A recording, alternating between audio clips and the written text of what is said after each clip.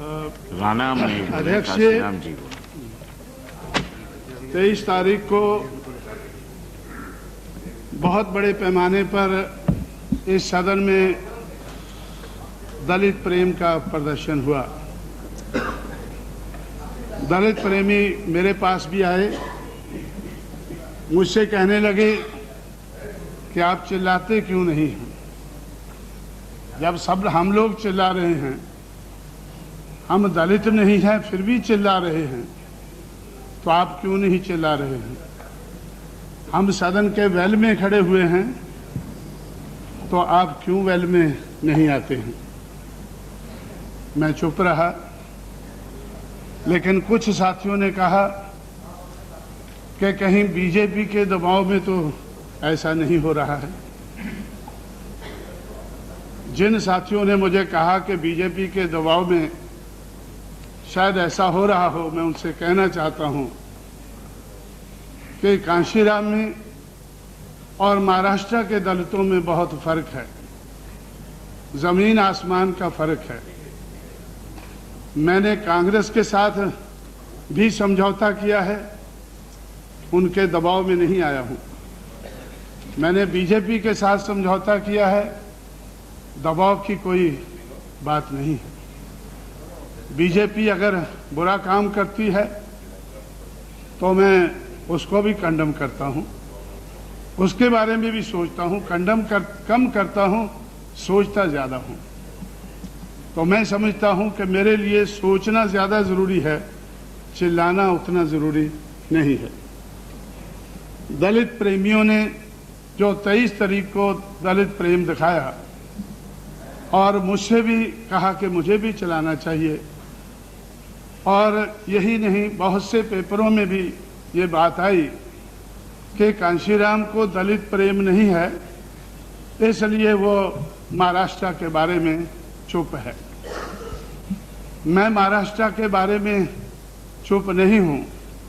महाराष्ट्र में जाकर मैं बहुत कुछ बोला हूं। मेरी बात महाराष्ट्र के दलितों ने नहीं सुनी है, इसलिए उनको आज ये दिन देखना पड़ रहा है। पिछले 50 साल से ये दिन देखना पड़ रहा है, चाहे वो कांग्रेस का राज रहा हो, चाहे किसी और का रहा हो।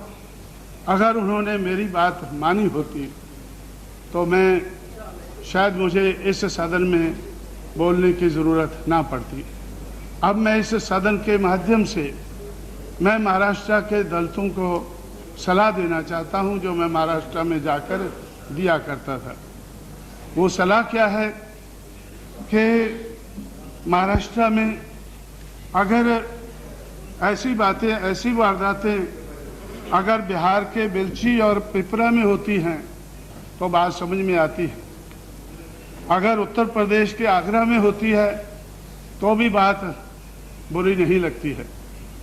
लेकिन अगर इस किस्म का दलितों के ऊपर अन्याय महाराष्ट्र में होता है, चाहे वो कांग्रेस की तरफ से हो, चाहे वो बबरूहान गवई की आंखें निकालने का काम हो, जो मैं महाराष्ट्र में खुद अपनी आंखों से देखा है, और चाहे वो यूनिवर्सिटी से संबंधित हो, यूनिवर्सिटी के नामकरण से संबंधित हो, या आज की जो वारदात है जिसके बारे में डिस्कशन हो रहा है, ये सारी चीज़ें महाराष्ट्र में होती हैं तो मुझे अफसोस होता है। अफसोस क्यों होता है?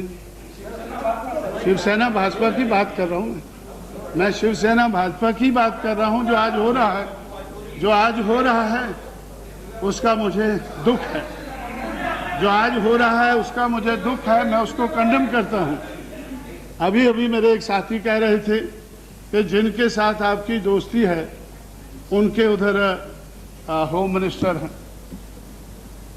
उनके उधर होम मिनिस्टर है। मेरी दोस्ती कांग्रेस के साथ भी रही, उनके भी होम मिनिस्टर रहे हैं, सेंटर में भी रहे हैं, स्टेट में भी रहे हैं।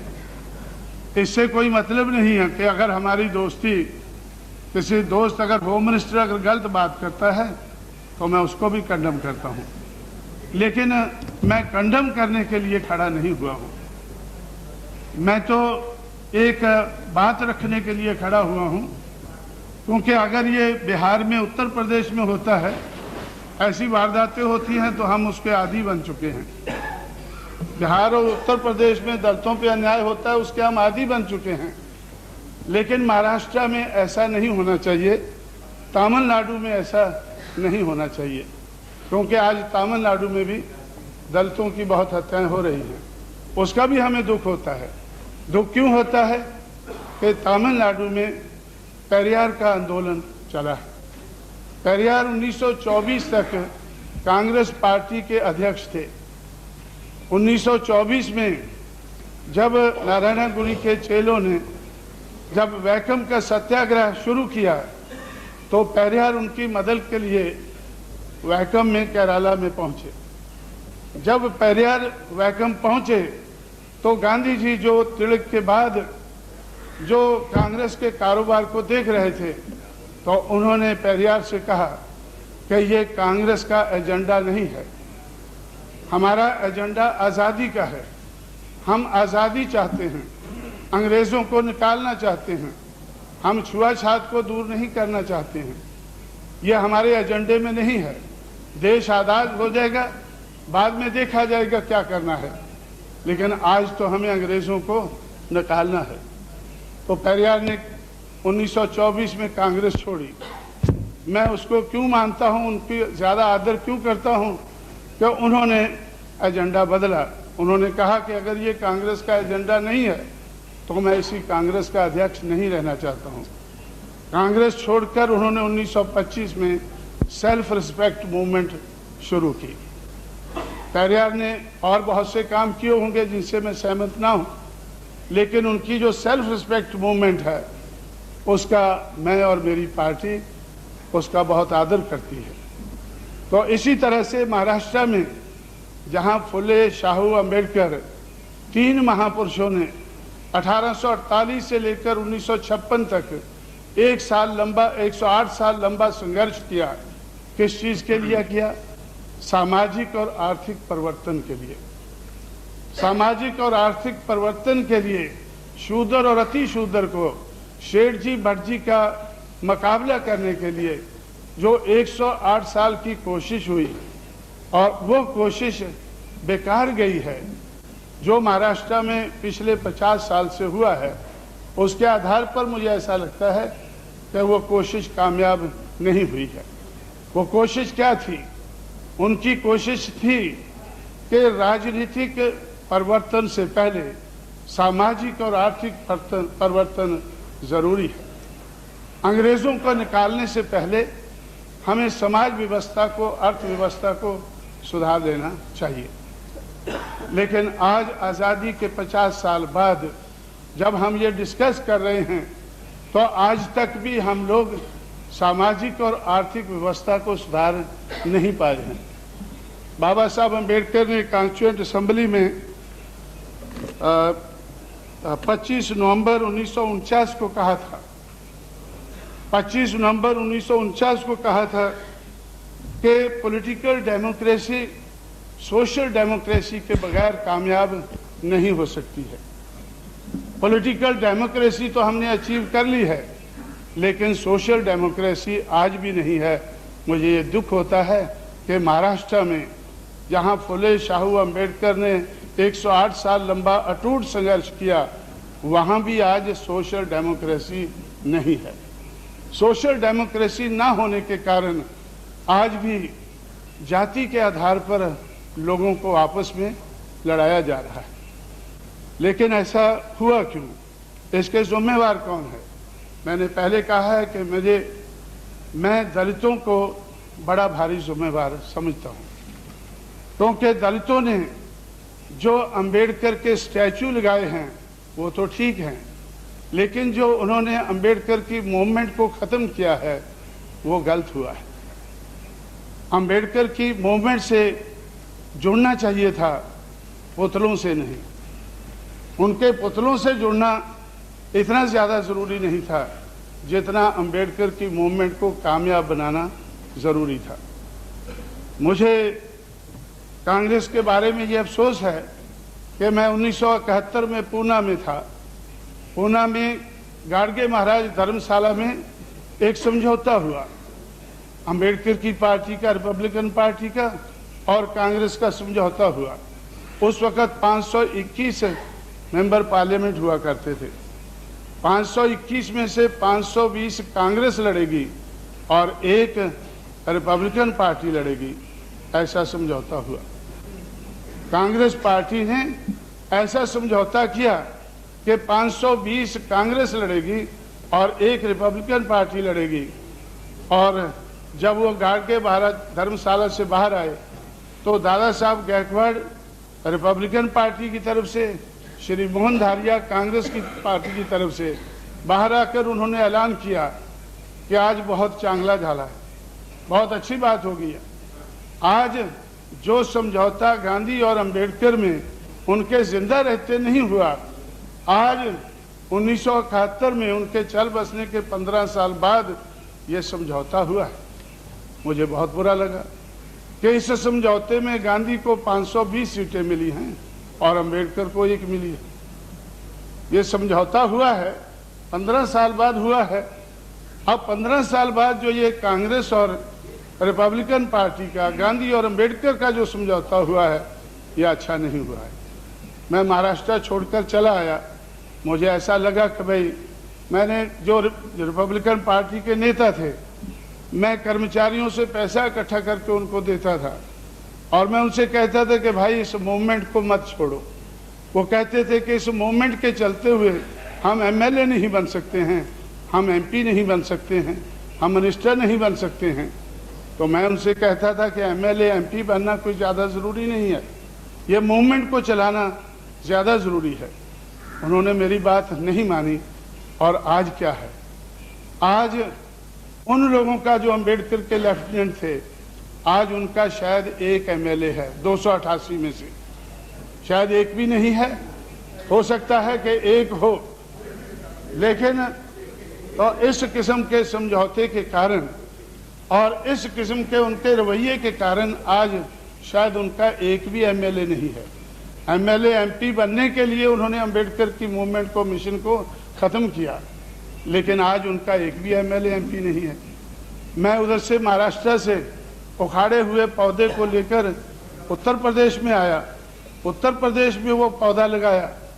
आज उत्तर प्रदेश में 11 लोकसभा के एमपी हैं और आज 3 राज्यसभा के हैं और 68 एमएलए हैं।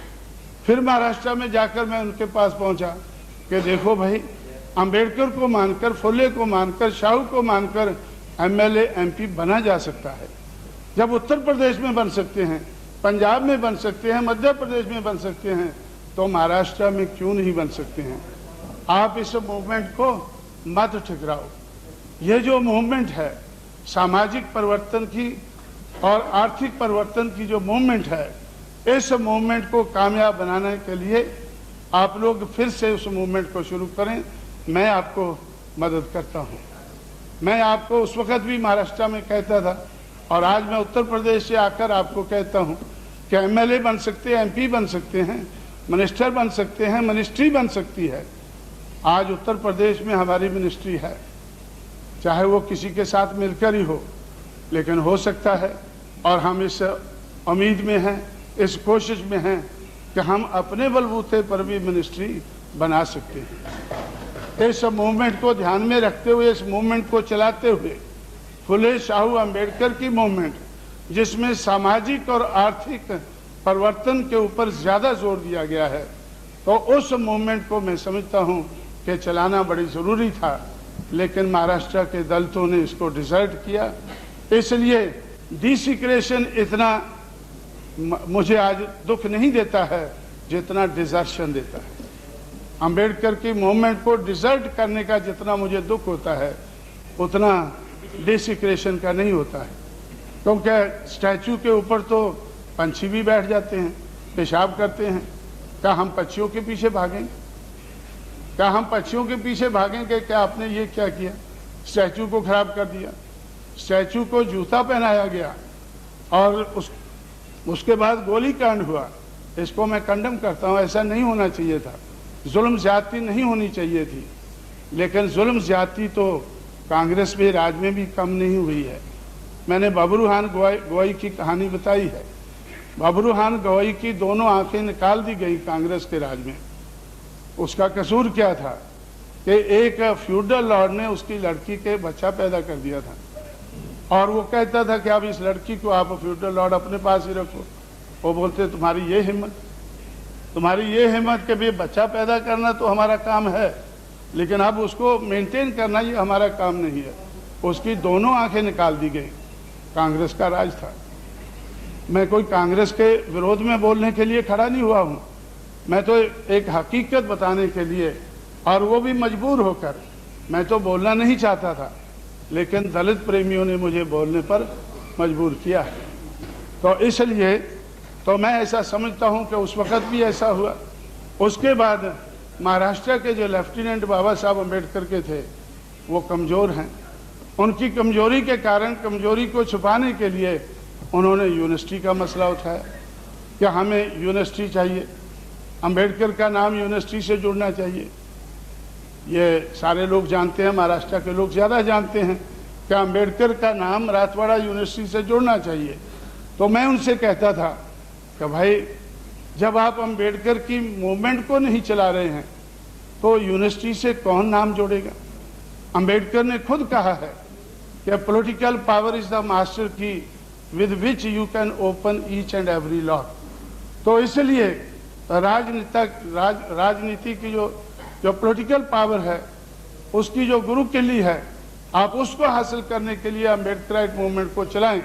जब राजनीतिक किल्ली आपके हाथ में, गुरु किल्ली आपके हाथ में होगी, तो आप यूनिवर्सिटी का नाम बदल भी सकते हैं, आप यूनिवर्सिटी नई भी बना सकते हैं। हमने ये उत्तर प्रदेश में करके दिखाया, कांग्रेस को मजबूर किया नई यूनिवर्सिटी बनाने के लिए।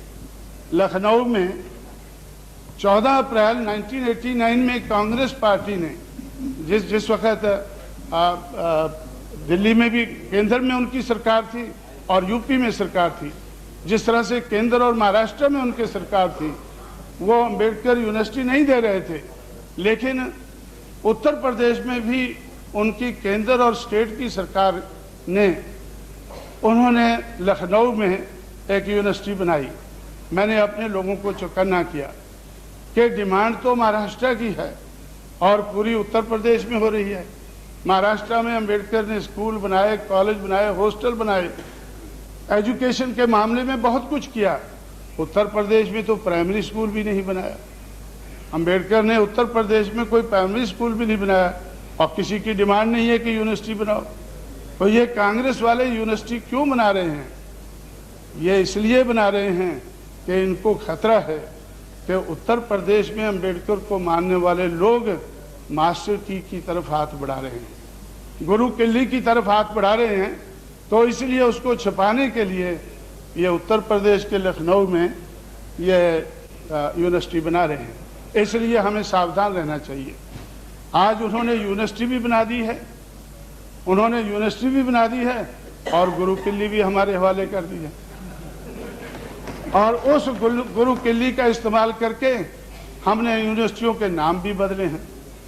वो यूनिवर्सिटी तो सेंटर की है, वो सेंट्रल यूनिवर्सिटी है, इसलिए हमने स्टेट की यूनिवर्सिटी, आगरा यूनिवर्सिटी का नाम हमने अम्बेडकर यूनिवर्सिटी रख दिया है। यही नहीं, मैं 94 में महाराष्ट्र में गया तो लाखों लोगों ने मुझे सिग्नेचर इकट्ठे करके दिए कि शाहू महाराज ने तो दक्कन एजुकेशन के लिए, या इस पूना, सातारा, कोल्हापुर एरिया में उन्होंने एजुकेशन के बढ़ावे के लिए बहुत कुछ किया है, इसलिए पूना यूनिवर्सिटी का नाम हम छत्रपति शाहू महाराज यूनिवर्सिटी रखना चाहते हैं। तो मैंने उनसे कहा कि भाई ठीक है, आप मुझे सिग्नेचर दो। मैं उनको लेकर शरद जी के पास चले गया, वो मुख्यमंत्री थे। मैंने उनसे कहा कि भाई ये लाखों लोगों की डिमांड है कि वो छत्रपति शाहू महाराज यूनिवर्सिटी इसका नाम रखना चाहते हैं। उन्होंने कुछ उसके ऊपर एक्शन नहीं लिया।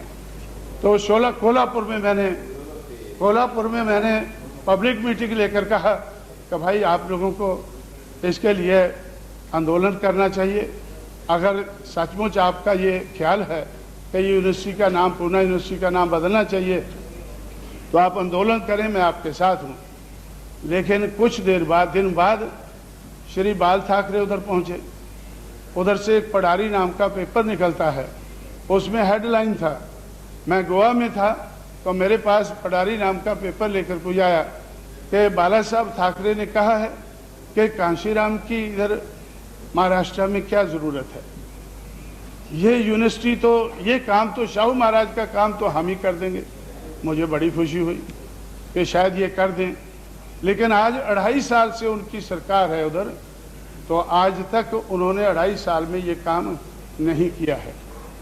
ये काम उन्होंने नहीं किया है। 2.5 साल से उनकी सरकार है, लेकिन जब कांशीराम के हाथ में उत्तर प्रदेश की सरकार आई तो हम लोगों ने छत्रपति शाहू महाराज के नाम पर, जिस कानपुर में एक दिन के लिए शाहू महाराज आए थे 1919 में, उस कानपुर को सिलेक्ट करके छत्रपति शाहू महाराज यूनिवर्सिटी बना दी। तो इस तरह से मैं ऐसा समझता हूँ कि अगर हमें, मैं समझता हूँ कि दलितों को अगर अपना उद्धार करना है, दलितों को अगर उनका एम्पावरमेंट वो चाहते हैं, दूसरे एम्पावरमेंट की बात करते रहेंगे, दूसरे लोग दलित एम्पावरमेंट की बात करते रहेंगे, लेकिन उनको पावर में आने से रोकेंगे, जिस तरह से महाराष्ट्र में रोका गया और वो रुक गए। तो इस तरह से मैं समझता हूँ कि दलितों को इस दलित प्रेम से सावधान रहना चाहिए। दलितों को, जो नॉन दलित है, उनके दलित प्रेम से सावधान रहना चाहिए। मैं इस सदन के माध्यम से महाराष्ट्र के दलितों को ये मैसेज भेजना चाहता हूँ और देशवासियों को भी मैसेज देना चाहता हूँ कि देशवासियों को भी मैसेज देना चाहता हूँ कि डॉक्टर अंबेडकर ने आज से 50 साल पहले हमें सावधान किया था। 25 नवंबर 1949 को कॉन्स्टिट्यूएंट असेंबली में उन्होंने कहा था कि on 26 January 1950 we are going to enter into a life of contradiction. In politics, we will have equality, and in social and economic life, we will have inequality. In politics, we will be recognizing the principle of one man, one vote, and one vote, one value. In our social and economic life, we shall, by reason of our social and economic structure, continue to deny the principle of one man, one value. How long shall we continue to live this life of contradictions? How long shall we continue to deny equality in our social and economic life? If we continue to deny it for long, we will do so only by putting our political democracy in peril. So, after 50 years of independence, still there is no social democracy. On the social and economic front, we have not moved as much as we should have moved during the last 50 years. That's why on 15th August, we are launching a campaign. The name of the campaign is Dependence in Independent India. Dependence in Independent India. India is independent, but more than 50% Indians are dependent. In agriculture field, lots of people, ये जो लोग खेतों में खेती करके अनाज पैदा करते हैं, तो उनकी संख्या बहुत ज़्यादा है, लेकिन उनके पास खेत नहीं है। खेतों के लिए वो दूसरे के ऊपर डिपेंडेंट है। लेकिन जब वो खेतों में खेती करने वाला किसान, जब वो भूखा मरता है, बेइज्जत होता है, किनके हाथों में, जिनके पास खेत है, तो वो देहात छोड़कर शहरों में आ जाता है। आज हमारे देश के शहरों में लगभग 15 करोड़ लोग देहात छोड़कर पहुंच चुके हैं, और शहरों में उनकी क्या हालत है। वो फ्यूडल लॉर्ड के क्लचेस से निकल जाते हैं और स्लम लॉर्ड के क्लचेस में फंस जाते हैं। शहरों में स्लम लॉर्ड है और देहातों में फ्यूडल लॉर्ड है। इकोनॉमिक फ्रंट पे, सोशल फ्रंट पे हम आगे नहीं बढ़े हैं। तो इसमें भी मैं समझता हूं कि दलित प्रेमियों से ये काम होने वाला नहीं है। उनको 50 साल मिले हैं, चाहे वो किसी भी पार्टी के दलित प्रेमी हों। 50 साल में उन्होंने सोशल और इकोनॉमिक फ्रंट के ऊपर, जिसके लिए फुले शाहू अंबेडकर ने संघर्ष किया, उसकी बात आगे नहीं बढ़ाई है। अगर आगे बढ़ानी है तो ये दलितों को ये काम खुद करना होगा, चाहे वो दलित उत्तर प्रदेश का है, बिहार का है, महाराष्ट्र का है, तमिलनाडु का है, उनको मिलजुल कर ये काम करना होगा। इस सदन के माध्यम से ये मैसेज मैं उन सारे दलितों तक पहुंचाना चाहता हूं। धन्यवाद। श्री सुरेंद्र यादव।